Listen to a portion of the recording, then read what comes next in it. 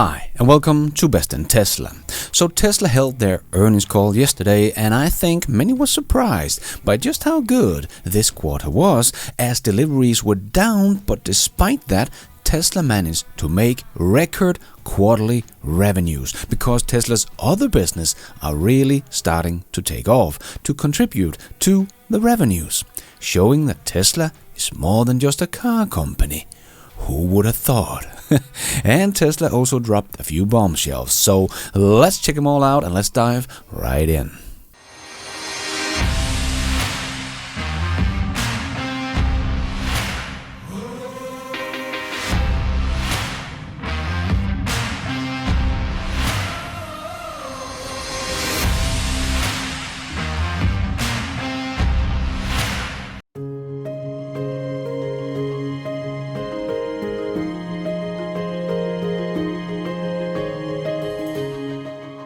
So firstly, Tesla had an operating cash flow of $3.6 billion in Q2, and Tesla added $3.9 billion to the war chest in Q2, so Tesla now has $13.7 billion in the bank. As they wrote, in Q2 we achieved a record quarterly revenue despite a difficult operating environment.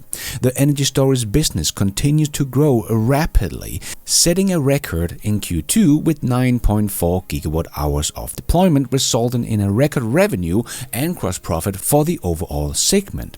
We also saw a sequential rebound in vehicle deliveries in Q2 as overall consumer sentiment improved, and we launched attractive finance options to offset the impact of sustained high interest rate. We recognized record regulatory credits revenue in Q2 as the other OEMs are still behind on meeting emission requirement. What a surprise! The legacy automakers can't keep up and have to pay Tesla money. That is what happens when you slow down in the race for EVs, when there are also emission targets to get to in this race. So Tesla got $890 million in just Q2 from the competition. That is doubling from Q1 or Q4 of last year. And so far here in 2024, Tesla has got $1.332 billion from the competition. Remember how analysts back in 2018 were saying that these regulatory credits was going away in the next few years. And now 6 years later, they're getting record high amount of money from the competition because they can't keep up, as they all said they would.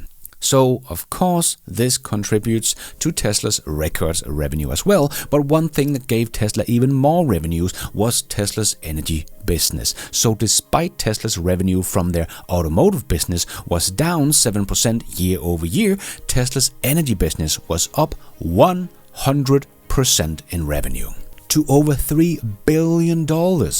So I guess even Gordon Johnson and Jim Chanos now have to take Tesla's energy business into their calculation that just gave Tesla a much needed boost in revenue of over $3 billion.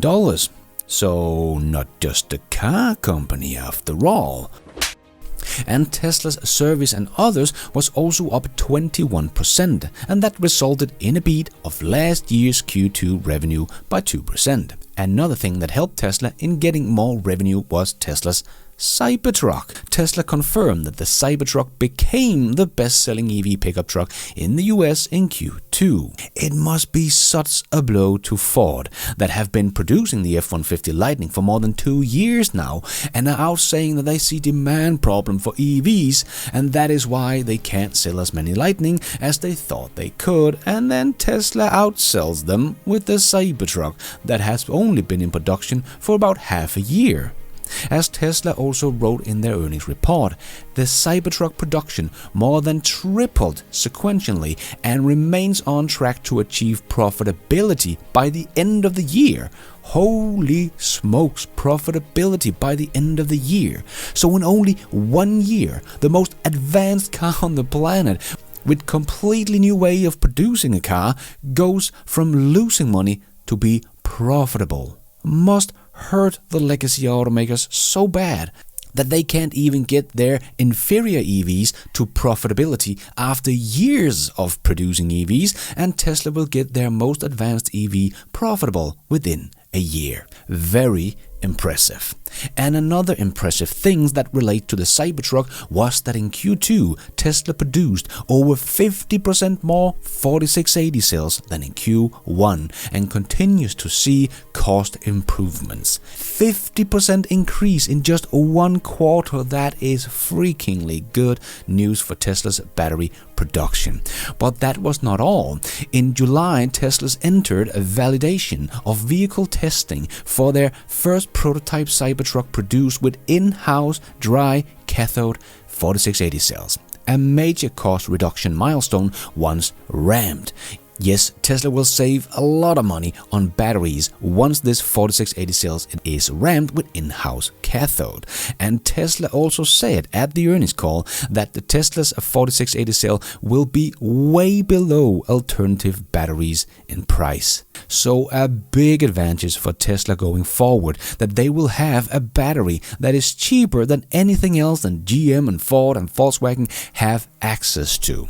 So it's going to be very difficult from someone like Ford to make an EV pickup truck that will be able to compete against Tesla's Cybertruck, just like the Mach-E is not a competition to Tesla's Model Y, as Ford is losing money on theirs and Tesla is earning money on theirs. So if Ford should price their Mach-E to earn money on it, it should probably cost something like $150,000. So it is not competition to the Model Y. And remember, that is after almost 4 years of production of the Mach-E. A pretty clear indication that Ford will never become profitable on their current platform. But we have to wait until they get their next generation platform up and running, and that is still years out in the future. And Tesla continues to make it difficult for the old guys as they find ways to make cost reduction continuously, including their own produced 4680 battery cells that Ford will never be able to do. And Tesla also said that they are making advertising and said that 2/3 of their sales was actually from new customers. So Tesla is getting out to new customers, no matter what anyone is trying to say. Most of Tesla's sales are to people that have never bought a Tesla before. And Tesla also shared this chart that I hope they will continue with, so everyone can actually see the facts and not believe these lies that the mainstream media says that BEVs are going down. As I said, after Q1, where most EV makers were down, including Tesla and BYD, that this was just a once-off and we would see BEVs continue to rise, and what do you know, we continue to see BEVs rise again in Q2. So the BEVs are not going down. They had 1 quarter they didn't grow and every hater was out screaming doom and gloom for EVs and Tesla, and now we can see EVs are back at growing. But we even got more great news from Tesla, as they wrote, plans for new vehicles with an S, including more affordable models with an S, remains on tracks for starting production in the first half of 2025. These vehicles will utilize aspect of the next generation platform as well as aspect of our current platform and will be able to be produced on the same manufacturing line as current vehicles lineup. This approach will result in achieving less cost reduction than previously expected, but enable us to predominantly grow our vehicle volume in a more capex efficient manner during uncertain time. This should help us utilize our current expected maximum capacity to close to 3 million vehicles, enabling more than 50% growth over 2023 production before investing in new manufacturing lines. Our purposely built robotaxi product will continue to pursue the revolutionary unbox production strategy. So more than one model is coming, and I have a hunch that we will see those more affordable models revealed at the Cybercap event that Tesla confirmed has been moved to 1010 instead of 88 because of the new design changes that Elon had come up with and gave Tesla more time to show off a couple of more things. I think those things will be at least 2 more affordable models that will already start production in the beginning of 2025. So can't wait until 1010 to see all that Tesla has in store for us. As Elon also said that 12.5 is rolling out and is a step change in improvement with 5 times the parameters of 12.4. So Tesla might be about 1 month late with 12.5 as Elon said back in April, but sounds like they will deliver on the improvements it promised. But let's see how this one goes. But Tesla did confirm that they have seen a big increase in full self-driving take rate after making meaningful price cuts. And as we could see on this chart, the miles driven on full self-driving is still going to the moon. Just look at the red mountain here sitting on top of the blue. And on the chart below, we can also see Tesla's cumulative miles driven with full self-driving, and here we can see Tesla's planned capacity for the rest of the year is going to skyrocket, all helping Tesla training their AI driving their cars. And just to be clear, no one else on the planet has this. No one is even close. So if you, like me, believe that this is what is needed to train a full self-driving car to become 100% autonomous and be able to drive everywhere, there is no competition for Tesla in this field. And as this technology becomes better, I expect the take rate to continue to go up and make more money for Tesla out of nothing, as this is software that is already in every car Tesla produces.